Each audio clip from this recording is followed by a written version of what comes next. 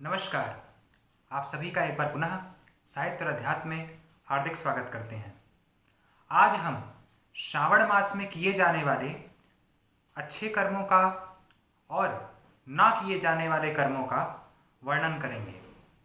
श्रावण मास में कई नियम बताए गए हैं कि जिनको करना चाहिए और ऐसे कोई परहेज भी बताए गए हैं जिन्हें नहीं करना चाहिए।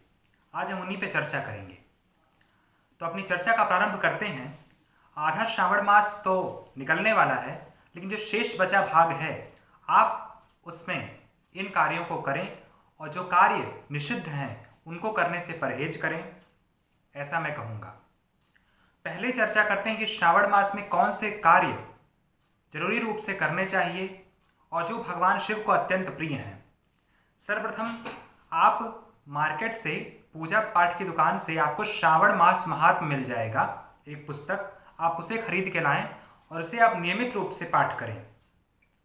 श्रावण मास महात्म्य में श्रावण से नियमित उससे रिलेटेड जो टॉपिक हैं, जो महात्म्य है, वह दिया हुआ है। आप उसका पाठ कर सकते हैं, आपको बहुत सी जानकारियां प्राप्त होंगी।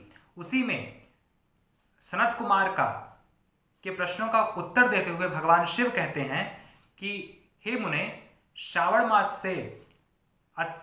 मास जो मास है वह मुझे अत्यंत ही प्रिय है, मेरे सामीप्य को प्रदान करने वाला है और इससे बढ़कर मुझे और कोई मास प्रिय नहीं है। इस मास में किया गया ग्रह, होम, जप, तप इत्यादि अनंत गुना फलदायक होता है और जो भी व्यक्ति इस माह में व्रत करता है, दान करता है, उसे अवश्य ही शिवलोक प्राप्त होता है। यह भगवान शिव कहते हैं।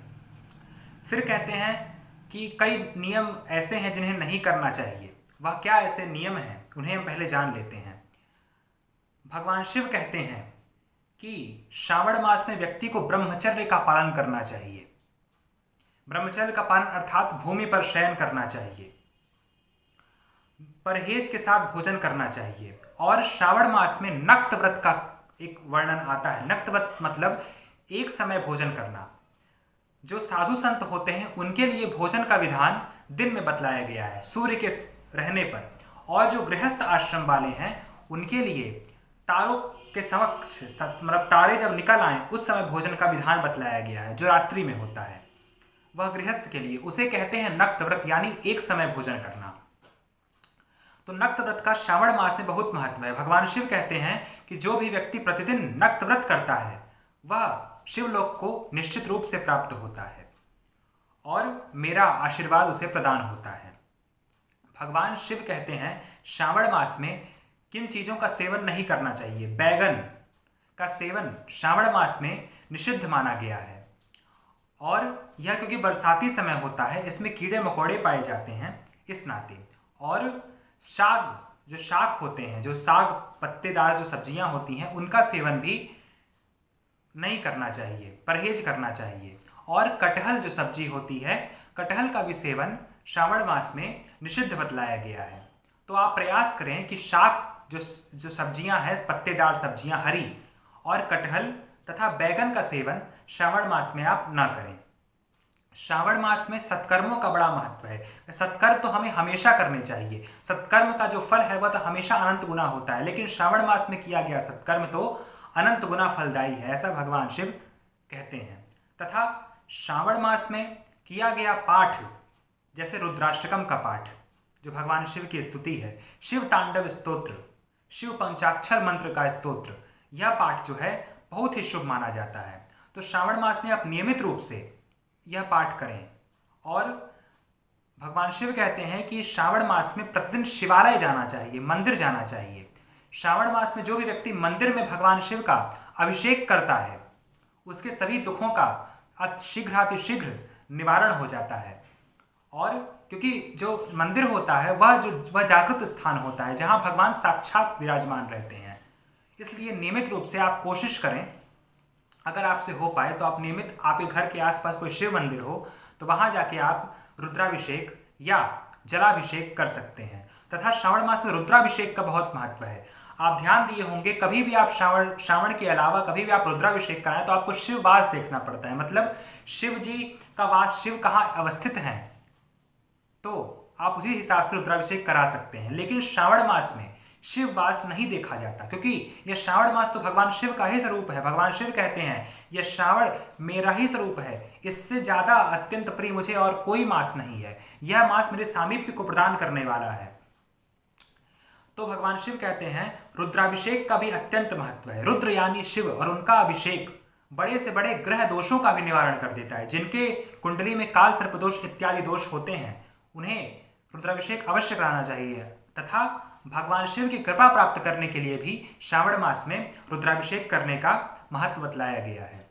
तथा भगवान शिव कहते हैं कि श्रावण मास में ब्रह्मचर्य का पालन करें तथा दाढ़ी, बाल इत्यादि और जो नाखून है उन्हें काटने से भी बचना चाहिए, यह वर्जित माना गया है, क्योंकि यह बहुत पवित्र मास है। आप जानते होंगे जिस प्रकार नवरात्र के समय में यह जो चीज वर्जित होती है, उसी प्रकार श्रावण में भी यह सब चीज वर्जित होती है।